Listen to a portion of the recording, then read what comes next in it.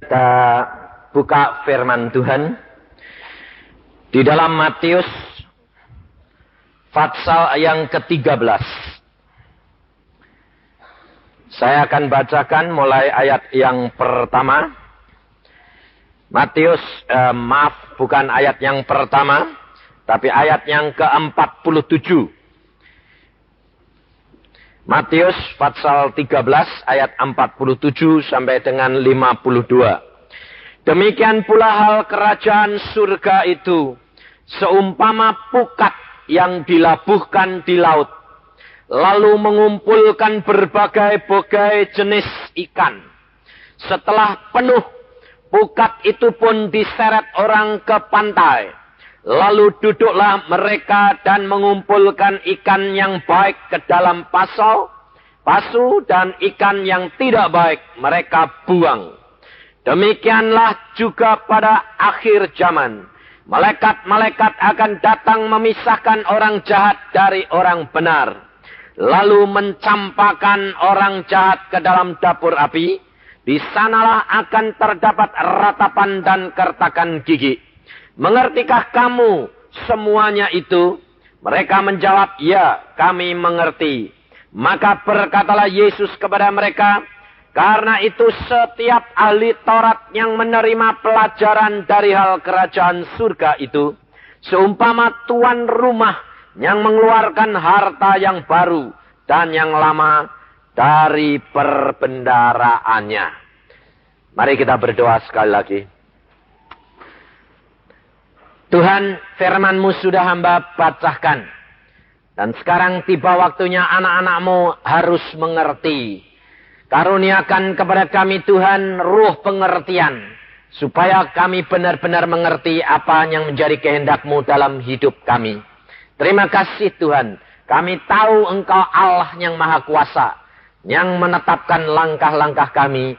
Dan memberikan kepada kami roh pengertian dan pengenalan akan Engkau secara pribadi. Dalam nama Tuhan Yesus kami mengucap syukur dan percaya. Amin. Saudara-saudara yang kasih dalam Tuhan, kita sudah mendengar akan apa yang firman Tuhan saya bacakan tadi. Katakan bahwa kerajaan surga itu seperti pukat yang dilabuhkan. Kemudian ikan-ikan itu masuk. Tetapi di dalam ayat itu dikatakan, setelah ikan-ikan itu masuk, kemudian dipilih. Ada ikan yang baik, ada ikan yang tidak baik, dan dibuang kembali. Kerajaan surga seperti pukat. Berarti saudara, apa kata Tuhan Yesus? Banyak yang dipanggil, sedikit yang dipilih. Maka dari itu kita harus menyadari, saudara, bahwa kekristenan ini bukan sekedar cuma kumpul-kumpul, beribadat tiap minggu. Dikatakan tadi nyanyian, hari ini harinya Tuhan, Senin sampai Minggu pun harinya Tuhan. Berarti kekristenan itu bukan hanya sekedar hari Minggu, tetapi setiap hari, setiap saat ini menjadi milik Tuhan. Dan kehidupan kekristenan saudara, ini bukan main-main. Kenapa orang Kristen di Bali ini cuma sedikit? Mengapa kekristenan ini demikian susah dan sulit sekali berkembang? Sebab apa saudara? Sebab saudara tidak menjadi pelaku-pelaku firman. Mengapa saudara tidak dapat menjadi pelaku-pelaku firman? Karena saudara tidak membaca firman-Nya. Apa yang mau dilakukan itu apa? Wong baca aja belum kok mau melakukan. Yang dilakukan apa? Wong nggak ngerti. Coba saya mau tanya. Berapa di antara saudara yang tiap hari baca firman Tuhan? Tiap hari. Tidak hanya tiap minggu loh. Tiap hari. Ayo berapa? Berani angkat tangan? Kalau sudah angkat tangan, coba saya mau tanya. Yang tiap hari baca berapa? Coba angkat tangan. Berapa gelintir ini? Lalu yang sudah baca ini tiap hari saya mau tanya, sudah selesai belum? Dari Kejadian sampai Wahyu. Ini loh saudara. Mengapa orang Kristen hidupnya tidak diberkati seperti yang tertulis di dalam Alkitab? Saya berani katakan, mengapa? Karena saya membuktikan. Saya berani tinggalkan praktek saya sebagai seorang dokter gigi. Saya tinggalkan kedudukan saya sebagai seorang direktur sekolah perawat. Sebab saya tahu Yesus yang memanggil saya dan dia berkata, pergi menginjil. Saya katakan, Tuhan, engkau jamin aku, pelihara aku. Tuhan berkata, aku pelihara. Sehingga teman-teman dokter saya, teman-teman dokter di Bandung, kalau ketemu saya dia berkata apa? Wah, saya lihat kamu heran. Mereka berkata, saya membawai dokter 10, saudara.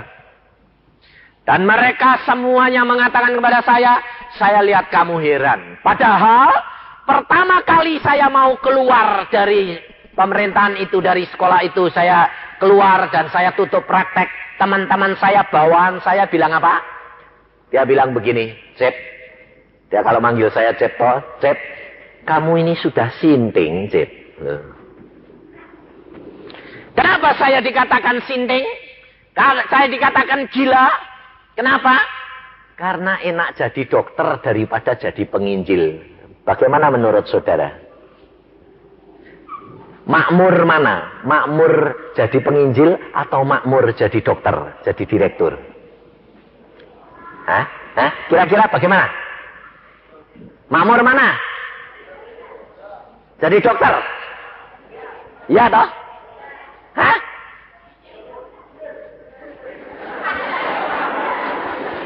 Ayo coba saya tanya.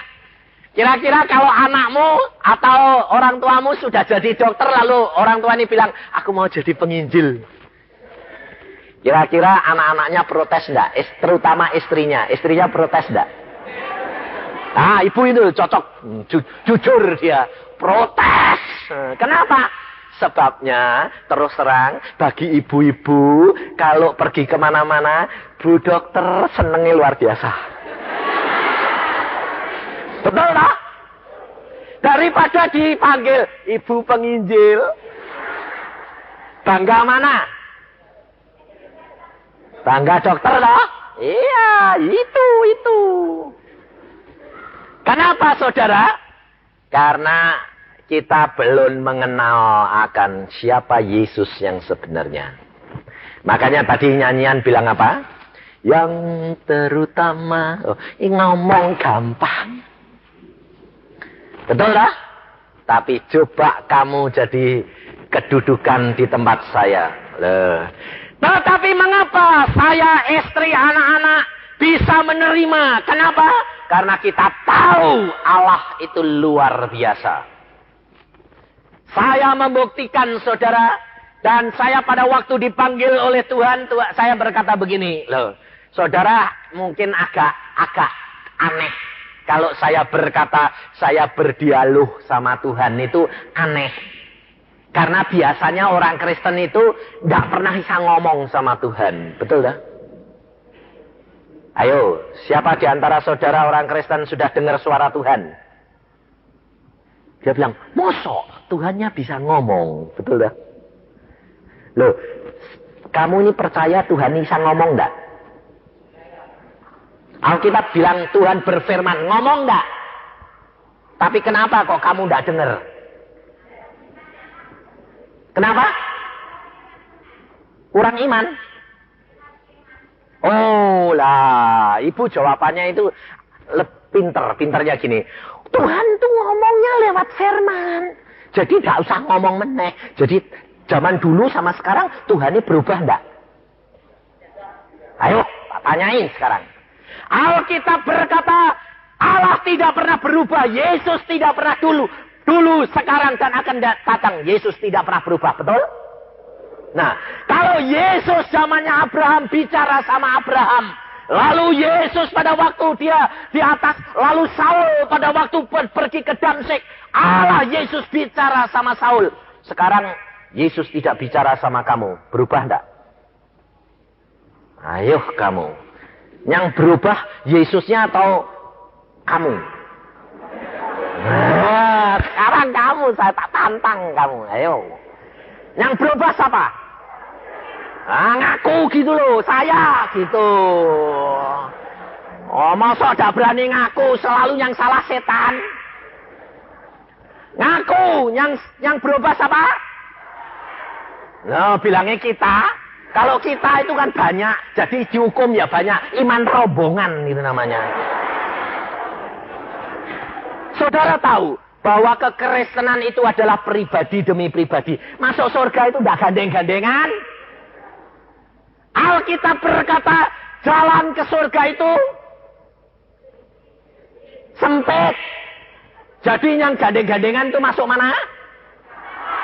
Tahu ya. Tapi ternyata kamu punya iman apa? Rombongan. Senangnya itu sama-sama gitu loh, ya toh? Nah, ya. Kalau sama-sama jalanmu ke neraka, tahu enggak? Alkitab ini tadi yang kita baca apa? Yesus melempar pukat. Saudara sudah masuk di dalam pukat Yesus, betul? Tetapi di sini dikatakan dipilih. Ada yang baik, ada yang tidak. Saudara hati-hati. Kalau kamu punya iman rombongan, masuk mana? Hati-hati kamu ya. Hati-hati kamu ya. Maka dari itu saudara, pada malam hari ini saya ajak saudara apa? Kenali Yesus. Saya jamin. Kenapa saya katakan itu? Saya buktikan. Memang permulaan dikatakan orang yang tidak beres. Kedudukan sebagai seorang direktur. Praktek sudah 15 tahun lebih. Kenapa harus ditinggalkan? Bukankah yang menjadikan dokter itu Tuhan? Ya. Tetapi mengapa Tuhan sekarang berkata tinggalkan? Karena Tuhan berkata, jadi hambaku, saksikan bahwa Yesusmu tetap sama dan tidak pernah berubah. Dan kemarin pada waktu saya mau ke sini, saya mampir ke sekolah yang saya pimpin. Mereka berkata begini, Cep, sumbang dong Cep, minta sumbangan. Mau apa? Mau ulang tahun. Saya bilang, kenapa kamu sekarang minta sumbangan sama penginjil? Oh, kamu dokter-dokter semua. Dia bilang apa? Kamu kan kaya raya. Loh, saudara tahu? Dokter-dokter itu ngakui kalau saya ini kaya raya. Sebabnya apa? Sebab hamba raja di atas segala raja. Loh. Saudara yakin? Kalau bapakmu yang di surga itu punya langit dan bumi? Hah? Bintangnya itu sama dunia ini besar mana? Besar bintang loh. Itu milik siapa? Lah kalau satu saja dikasihkan kamu, kaya enggak? Lah iya. Tapi kenapa? Kok anak-anaknya Tuhan kok miskin-miskin? Kalau ngomong bilang, wah bapakku kaya. Terus orang lain bilang, buktiin. Nanti di sana. Itu orang Kristen itu. Ngerti? Saudara tahu? Sebabnya apa? Sebab saudara tidak membaca Alkitab. Saya jamin kalau engkau membaca Alkitab, Alkitab berkata, Yesus berkata, aku datang untuk memberikan hidup domba-dombaku, hidup berkelimpahan, saudara tahu. Lalu jangan begini, wah Tuhan, engkau kan kaya, aku ikut kamu ya, berkati kaya banyak. Lah itu. Saya katakan, ini terus terang. Saudara bangun tidur, kalau sembayang, apa yang diminta? Ayo jujur. Dari mulai bangun tidur, sampai mau bangun tidur, yang diminta apa? Tuhan, berkati, betul enggak? Hah? Betul? Nah, sekarang kalau tiap hari, Tuhan berkati, Tuhan berkati. Lah, kalau kamu kira-kira punya anak, ini ibu-ibu, bapak-bapak punya anak. Anaknya setiap kali ketemu bapaknya, Pak, duit Pak, Pok, duit Pok. Kira-kira bapak ibunya seneng atau malah dikeplok? Hah? Lah kalau kamu minta sama Tuhan, Tuhannya seneng apa marah? Saudara tahu bahwa kamu ini salah. Yesus berkata apa? Engkau harus melakukan firman-Ku. Tetapi bagaimana engkau mau melakukan firman Tuhan kalau engkau tidak pernah baca? Yang enggak lakukan apa? Ini loh saudara. Saudara, saya berani mengatakan karena apa? Karena Alkitab ini setiap hari saya baca 4 pasal dalam waktu 8 bulan sampai 1 tahun habis. Dan Alkitab ini sudah saya baca 70 kali lebih. Dan Tuhan berkata, baca terus. Kenapa saya berani berkata begini? Allah yang melihat dan Allah yang membuktikan bahwa firman-Nya luar biasa.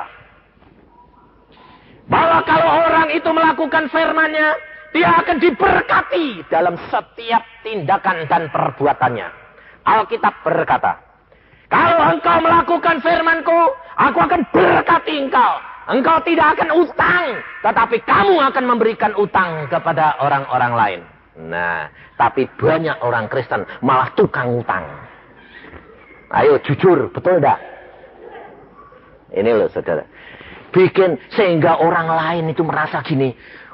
Jadi Kristen, loh, wong ya susah terus gitu kok. Nah, saudara tahu? Maka saudara tidak menjadi berkat bagi orang lain. Hidup kekristenan harus menyatakan kebenaran daripada firman Allah ini. Bahwa Allah kita itu kaya. Bahwa Allah kita itu kuasa. Dia maha tahu. Dia sanggup lakukan segala perkara. Maka dari itu saudara, setiap hari kamu baca firman, lalu kamu katakan, lakukan firman ini. Saya jamin engkau mesti diberkati. Dan tidak ada yang mustahil bagi Allahmu. Karena Allah kita itu adalah Allah yang luar biasa. Saya di Bandung, di Jakarta, di Surabaya, banyak orang tanya begini. Bagaimana Pak supaya bisa benar-benar melakukan firman? Baca Alkitab. Apakah kalau saya baca Alkitab, kemudian saya berdoa dan saya lakukan, pasti digenapi? Saya jamin. Pasti digenapi. Lalu ada orang datang pada saya begini. Pak Yusak, tolong Pak, doakan saya. Minta didoakan apa? Saya bilang, saya ini sudah 9 tahun Pak, tidak punya anak. Periksa dokter, dokter berkata tidak mungkin punya anak. Ke Singapura, dokter Singapura mengatakan tidak mungkin punya anak. Ke Amerika, dokter mengatakan tidak mungkin punya anak. Lalu apa terjadi saudara? Saya bersama dengan dia berdoa, saya tidak mendoakan dia. Perhatikan, saya tidak mendoakan dia. Kenapa? Sebab saya tidak mau orang itu menggantung kepada saya. Nanti saya disangka dukun. Saya berkata, saya mengarahkan engkau. Engkau harus berdoa kepada Allah. Apa yang Allah katakan, engkau lakukan. Dan saya jamin, firman-Nya digenapi. Lalu pada waktu saya ajak berdoa, saya berkata, Tuhan, apa yang saya harus katakan dan sampaikan kepada saudara ini Tuhan. Saudara tahu, Tuhan bicara. Bangun pagi, suami istri, berdoa bersama, baca Alkitab, minta kepada Allahmu setiap pagi, Siapa yang setia, dia akan dapat. Saya katakan kepada suami istri ini, bangun pagi. Kalau engkau percaya, engkau bangun pagi, sembahyang bersama, baca Alkitab, lakukan. Saya jamin Allah akan memberikan apa yang kamu minta. Asal kamu setia. Saudara tahu, si suami ini umurnya sudah berapa? Sudah 40. Dia bilang, walah kita umurnya sudah tua. Jangan batasi kuasa Allah. Abraham umurnya 90 saya punya anak kok. Saya bilang, Alkitab yang ngomong, betul enggak? Jangan batasi kuasa Allah. Lalu dia berkata, ya loh Pak, saya tidak ditumpangi tangan Pak. Tidak diduakan Pak. Tidak usah. Saya bilang. Sebab nanti kalau saya tumpangi tangan, saya doakan berhasil. Kamu bilang sama orang, wah diduain Yusa. Nanti orang datang semua pada saya. Saya bilang, datang pada Yesus. Pasti terjamin. Apa terjadi saudara? Kalau istrinya ngantuk, bangun pagi. Saya tanya, jam berapa kamu janji bangun? Jam 5. Oke, bangun jam 5. Tepat, tidak boleh kurang. Tidak boleh lebih. Jangan telat. Ya. Lalu kalau istrinya tidak bangun, dibangunin. Bangun, ngantuk, bangun. Katanya kepingin anak, ayo bangun. Bangun, supaya. Nanti kalau suaminya gentinya ngantuk, suaminya nih, ayo, kamu ini sudah tua, nanti tidak punya anak. Bingung bang. Saudara tahu, bapaknya ini seorang insinyur dia. Dan akhirnya apa terjadi saudara? Setelah 2 bulan ketemu saya, setelah 2 bulan, dia bilang apa? Pak, Tuhan itu luar biasa Pak. Kenapa? Istri saya ini loh Pak. Lah saya kan sudah lupa. Saya datang ke Jakarta itu sudah lupa. Ini orang pernah nemuin saya, ya saya sudah lupa. Yang tanya banyak kok. Lalu dia bilang, Pak, Tuhan luar biasa. Ya, memang saya bilang luar biasa. Ada apa? Istri saya Pak, tumpah-tumpah. Lah tumpah-tumpah kok luar biasa? Apanya yang luar biasa? Lah saya kan bingung. Loh, lawang istrimu tumpah-tumpah kok luar biasa? Lah Pak, lah saya tahu ceritanya itu ya tidak bilang, Tuhan luar biasa Pak, ini istri saya sudah ngandung. Enggak, istri saya sudah tumpah-tumpah. Loh tumpah-tumpah kok luar biasa bagaimana sih saya bilang. Oh maaf Pak, sudah ngandung. Lah ngandung ya biasa atau saya bilang. Loh enggak Pak, saya yang datang dulu itu loh Pak. Kapan? Yang dulu itu loh. Yang Bapak suruh bangun pagi. Oh kamu, bagaimana? Setelah 2 bulan Pak, istri saya mengandung. Dan pada waktu saya datang ke dokter, saya katakan, dokter, coba periksa dokter, istri saya mengandung. Dokternya bilang apa? Tidak mungkin. Loh, datanya di sini sudah yang mengatakan tidak mungkin. Dia bilang, berhenti kok dokter, datang bulannya. Oh, bisa-bisa kanker. Wah, malah, loh dokter, anak kok kanker. Tidak mungkin. Langsung diperiksa lagi. Wah, lalu bilang apa? Kelihatannya, kok daging tumbuh. Lalu orang ini tanya sama saya, Pak Yusa, katanya kok daging tumbuh. Saya bilang, lah anakmu itu apa? Tidak daging tumbuh apa? Anak itu kan daging tumbuh, betul enggak? Saya bilang, kamu percaya Yesus atau percaya dokter? Saya bilang, ya percaya Yesus. Imani, nanti suruh periksa lagi. Setelah beberapa minggu lagi, diperiksa lagi sama dokter. Dokternya bilang apa? Oh iya, betul anak. Saudara tahu. Dan dokternya bertanya, waduh kok hebat. Pakai obat apa? Yesus. Lalu dokternya bilang, wah ada obat Yesus. Apa itu Yesus? Obat apa? Tuhan kita. Oh, Tuhan ini orang Kristen. Ya. Wah, mujizat ya. Ya. Saudara tahu bahwa Allahmu itu tidak pernah berubah. Saudara tahu. Dan sekarang anaknya sudah keluar laki-laki. Dan dia berkata apa? Memang Pak, Tuhan itu luar biasa. Loh. Maka dari itu saudara, kalau engkau menjadi orang Kristen tidak baca Alkitab, itu perlu ditanya. Kekristenanmu itu Kristen apa? Kristen KTP, betul enggak? Oh, KTP itu jangan bilang kartu penduduk. Enggak. K-nya itu Kristen, T-nya itu tanpa, P-nya itu pengalaman. Jadi KTP Kristen tanpa pengalaman itu kamu. Kenapa? Karena kamu tidak pernah baca Alkitab sehingga tidak pernah melihat kemuliaan Allah. Saya katakan kepada saudara, kalau ada saudara yang jadi petani, kamu tiap pagi bangun, baca Alkitab, berdoa, lalu berkati tanahmu. Saya jamin akan menghasilkan tanah berlipat kali ganda. Sebab ini firman Tuhan berkata. Tapi saudara jadi orang Kristen tidak pernah ngalami. Saudara tahu, boleh buktikan. Tanyakan, orangnya ada. Di Surabaya, ada seorang, ini hamba Tuhan juga, namanya Pak Samhudi, hamba Tuhan yang nginjil ke desa-desa. Saya kalau ke Surabaya tidur di rumah dia. Apa terjadi saudara? Dia punya pohon mangga yang sudah bertahun-tahun tidak pernah berbuah. Pada waktu saya tanya begini, Pak Sam, pohonmu ini mangga apa? Wah, mangganya enak. Loh, kok kamu tahu enak? Apa sudah pernah berbuah? Belum. Lah kok aneh, saya bilang.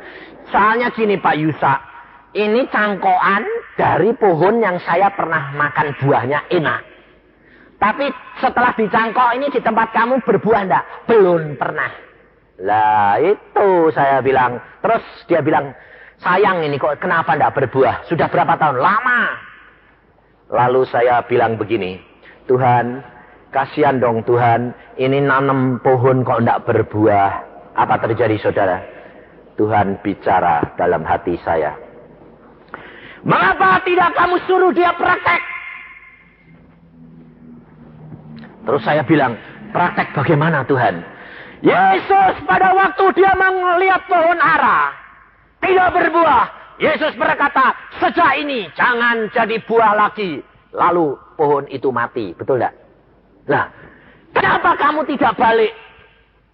Beritahukan pohon ini supaya berbuah. Oh ya, kalau gitu bisa. Ayo, saya bilang, Pak Sam, istrimu mana? Oh, istrinya saya panggil. Istrinya namanya Im, sini. Pohonmu ingin kamu berbuah enggak? Iya. Sekarang deketi pohonmu. Rangkul pohonmu. Hah? Terus suruh apa? Elus-elus, saya bilang. Lalu dia nurut. Pohonnya dirangkul. Dilus-lus. Omong, saya bilang. Katakan sekarang. Katain apa? Pohon-pohon. Dalam nama Tuhan Yesus, aku tanam kamu supaya berbuah lebat, supaya jadi berkat untuk anak-anak Tuhan. Dan sekarang aku katakan pohon, kamu harus berbuah lebat, karena kamu harus jadi berkat, karena aku tanam kamu, dan ini harus diberkati. Dalam nama Tuhan Yesus, keberkatan. Saudara tahu, saya bilang, amin. Buktiin. Musim buah selanjutnya 4 bulan kemudian saya datang sana sampai kaget, saudara. Kenapa? Buahnya 250 biji. Karena pohonnya ini buahnya banyak, pohonnya roboh. Saya tanya, kenapa kok kamu kasih cagak-cagak begini? Kebanyakan buah Pak Yusa roboh. Lalu saya tanya begini, Tuhan, kenapa roboh? Ini loh, pohon kalau cangkokan, akarnya itu tidak dalam. Demikian juga orang Kristen. Kalau cangkokan, diberkati terlalu banyak, bangkrut malahan. Karena apa? Roboh. Sebabnya apa? pada waktu percaya Tuhan, Tuhan berkati, dikasih berkat. Tuhan tambah berkat, tambah berkat. Tuhan tambah banyak, banyak sekali. Lalu lupa ke gereja, betul? Sibuk dengan berkatnya. Lalu ditanya sama pendetanya, kok tidak muncul? Waduh Pak, tidak ada waktu. Mikir terus Pak. Karena apa? Berkatnya kebanyakan. Roboh, saudara tahu. Nah, saya cerita begini. Di Jakarta ada seorang ibu punya pohon buah, mangga juga. 25 tahun, tidak pernah buah. Saya bilang, kamu tidak usah menghakimi saya, tidak usah kamu ngomel, kamu buktiin saja. Lalu dia bilang sama suaminya, aku mau buktiin. Lalu pohonnya dirangkul. Lalu ngomongnya gini, pohon-pohon, aku tanam kamu supaya kamu berbuah ya. Aku katakan dalam nama Yesus, berbuah. Amin. Musim buah selanjutnya, berbuah. Berapa? 1.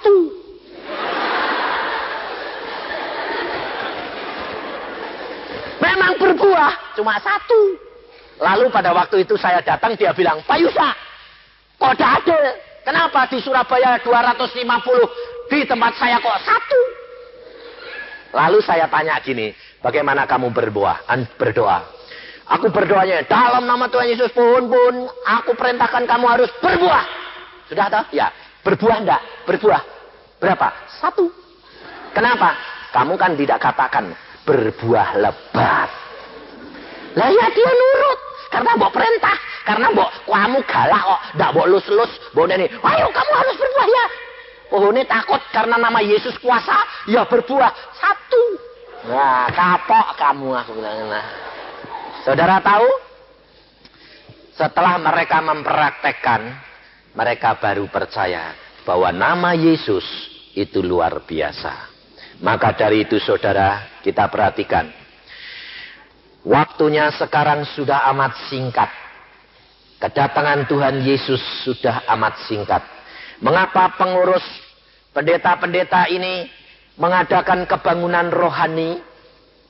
Supaya iman saudara kembali kepada Alkitab. Kekristenan bukan sekedar pergi ke gereja. Tetapi kekristenan adalah pengalaman pribadi dengan Yesus. Kamu sudah masuk di dalam pukat Yesus. Jangan enak-enak. Kalau engkau tidak melakukan firman daripada Yesus, pada waktunya engkau akan terbuang. Alkitab berkata, Yesus sendiri berkata, apa gunanya engkau berteriak-teriak kepadaku, Tuhan, Tuhan, tetapi engkau tidak melakukan firman-Ku. Hati-hati saudara. Maka dari itu saudara harus kembali. Sebab Tuhan Yesus sudah berkata. Bahwa akan datang masanya. Di mana dia akan kembali. Apa terjadi? Di dalam Matius pasal yang ke-24 saya bacakan. Di dalam ayat yang ke-37. Mulai.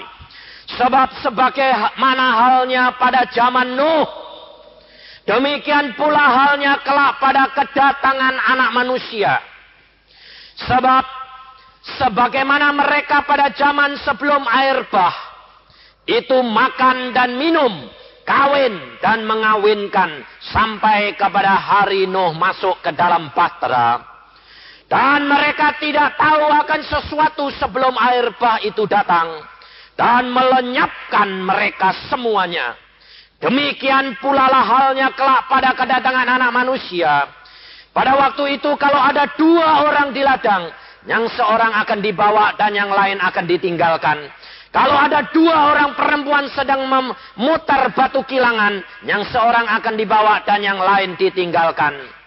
Karena itu berjaga-jagalah sebab kamu tidak tahu pada hari mana Tuhanmu datang. Pada zaman sekarang saudara, orang Kristen tidak waspada. Orang Kristen bercampur gaul, bersenang-senang seperti orang dunia. Tidak ada bedanya orang Kristen dengan orang-orang yang bukan Kristen. Mengapa? Karena orang Kristen sudah tertipu. Hati-hati, saudara. Saya dipanggil Tuhan untuk menjadi penginjil. Saya keliling ke seluruh Indonesia, bahkan ke luar negeri. 3 minggu yang lalu saya barusan pulang dari Australia. 1 bulan menginjil di sana. Dan Tuhan gerakkan luar biasa orang-orang Indonesia di Australia. Dan mereka mencari Yesus. Tetapi saudara di tempat ini, kalau engkau tidak bertobat, kau tidak sadar, engkau akan ketinggalan, saudara. Alkitab sudah berkata, berjagalah dan berdoa. Engkau harus baca Alkitab. Engkau harus praktekkan. Engkau akan dipelihara oleh Dia melalui Roh Kudus yang ada di dalam hatimu. Hati-hati, saudara. Sebab Alkitab sudah berkata, seperti zaman Nuh, di mana orang sedang pesta pora, makan, minum, kawin, mengawin. Tetapi Nuh diperintahkan Tuhan. Orang yang akan diselamatkan siapa? Orang yang peka telinganya terhadap suara Allah. Perhatikan. Pada zaman Nuh, Allah berbicara. Loh, saya akan bacakan di dalam Kejadian pasal yang ke-6 ayat yang ke-13. Berfirmanlah Allah kepada Nuh. Orang yang diselamatkan adalah orang yang peka telinga rohaninya terhadap suara Allah. Banyak orang bertanya kepada saya begini, bagaimana Pak Yusa supaya saya bisa peka terhadap suara Allah? Alkitab mengajar, baca di dalam Yesaya 50. Saya bacakan, supaya saudara tahu bagaimana rahasianya untuk menjadi peka dan dengar-dengaran akan suara Allah. Di dalam Yesaya 50 ayat yang keempat, Tuhan Allah telah memberikan kepadaku lidah seorang murid, supaya dengan perkataan aku dapat memberi semangat baru kepada orang yang letih lesu. Setiap pagi Tuhan mempertajam pendengaranku untuk mendengar seperti seorang murid. Perhatikan.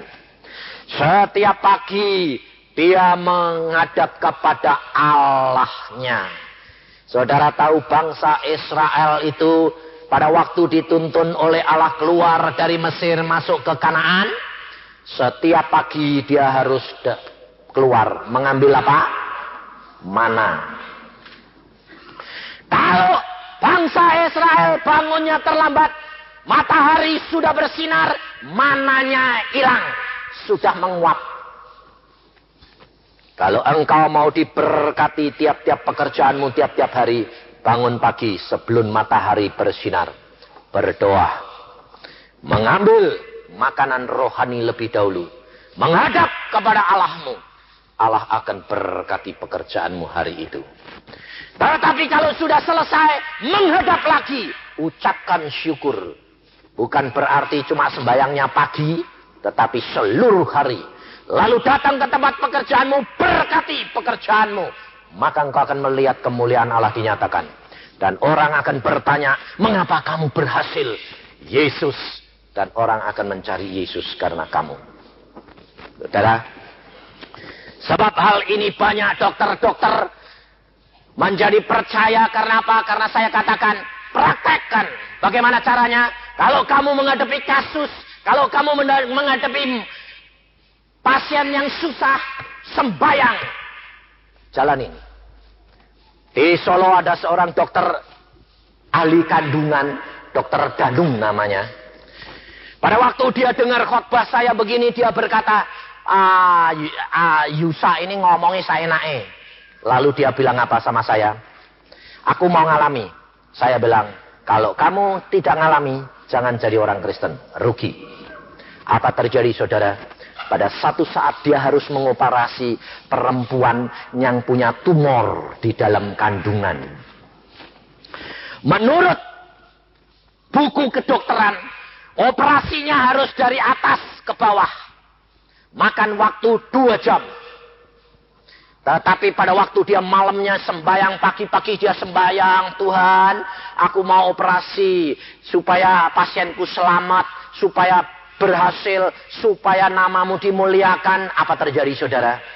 Dia mendapatkan penglihatan. Dilihatkan pasiennya sedang tiduran, dia disuruh operasi, lalu ada suara berkata, ngoperasinya jangan dari atas ke bawah, dari bawah ke atas. Caranya begini. Lalu dilihatkan, wah, cepat. 1,5 jam sudah selesai. Dan hasilnya luar biasa. Waktu dia sadar, dia bilang, Tuhan, menurut buku dari atas ke bawah. Lalu Tuhan berkata, dari bawah ke atas. Nah, kira-kira kalau dokternya itu nurut buku, ngalami mujizat enggak? Tapi dia berkata, Tuhan, aku mau nurut engkau, ngalami mujizat. Dia pergi ke praktek. Lalu pasiennya ditidurkan persis seperti yang dia lihat. Waktu dibedah, temannya yang asistennya dokter bilang, duh, kamu ini mau ambil dari mana? Dari bawah ke atas. Salah! Ditegur sama temannya, salah! Shh, diam. Buktiin, lebih cepat, lebih bagus, lebih hebat, lebih berhasil. Teori dari mana? Nanti saya ceritain. Wah, dia buka lalu dari bawah ke atas. Setelah dibuka dari bawah ke atas, lebih cepat, hasilnya bagus. Dokternya bilang, itu kok bisa gitu, bagaimana? Saya dapat dari Yesus. Siapa Yesus? Tuannya orang Kristen. Setelah itu apa terjadi? 2 minggu kemudian dia dapat buku dari Kanada. Lalu di situ diceritakan metode yang paling baru dari bawah ke atas. Loh, saudara tahu? Belum dia tahu bukunya, Allah sudah memberitahu dia lebih dahulu. Kalau saudara percaya, Allahmu adalah Allah yang luar biasa. Biar tidak masuk akal, tidak masalah. Lalu yang kedua dia ngalami apa? Dokter ini orang yang perempuan lagi, karena dia memang ahli kandungan. Ini peranaannya mau dipotong. Karena apa?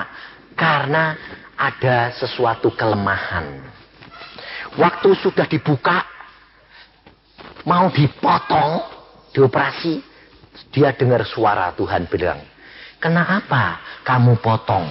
Anak ini, orang ini kan baru punya anak 1. Dia kepingin punya anak lagi. Tuhan, peranaannya lemah. Tuhan berkata, kenapa kamu tidak berdoa buat dia? Jadi ini orang sudah dioperasi. Dia ini tidak cepat-cepat potong karena apa? Dia sedang berdoa ngomong sama Tuhan. Sampai dokter yang lain, cepat potong. Mati nanti. Nanti sih toh, nggak usah. Lalu saudara tahu apa terjadi? Peranaan itu digeplek, didoain sama dia. Dalam nama Yesus, jadi sehat. Dalam nama Tuhan Yesus, jadi sehat. Lalu plok. Tidak dioperasi, tapi dibuka, diplok. Sampai temannya bilang, itu mau jampi apa? Lalu dia bilang, diam, buktiin. Peranaan yang tidak mau mengkerut, karena lembek, karena harus dipotong. Dokter lain, suster lain melihat peranaannya berjalan, mengkerut. Lalu dia bilang, lihat, dalam nama Tuhan Yesus sempurna, mengecil sempurna.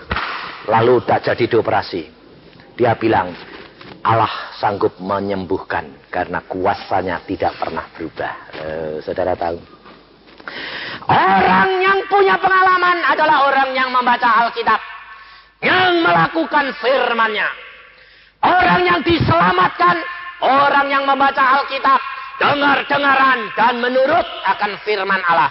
Nuh pada waktu itu dia dengar firman Allah, bikin bahtera Nuh, karena aku akan basmi dunia ini dengan air bah.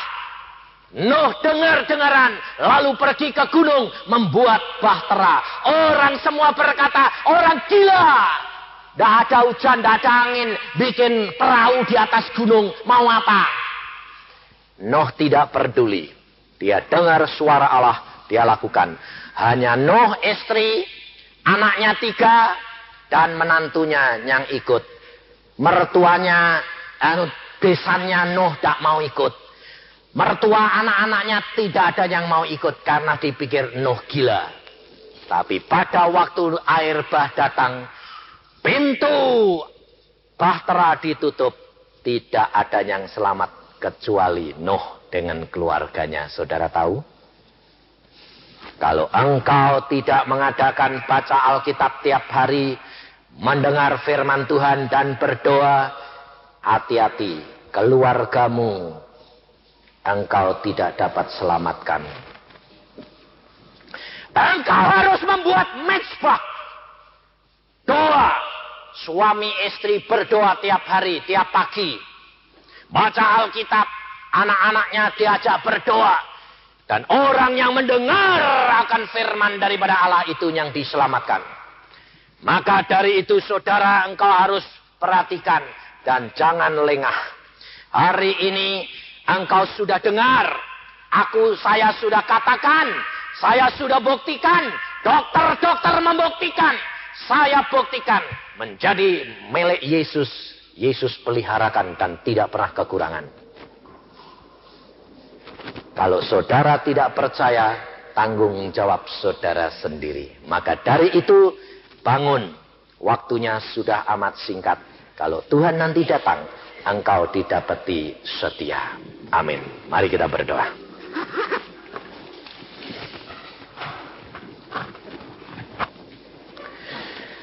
Tuhan, firman-Mu sudah hamba sampaikan.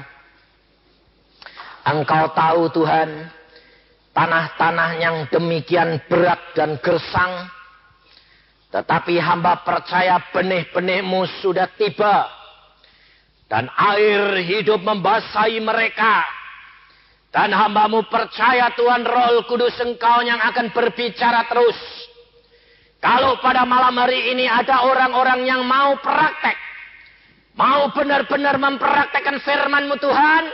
Hamba minta dalam nama Tuhan Yesus.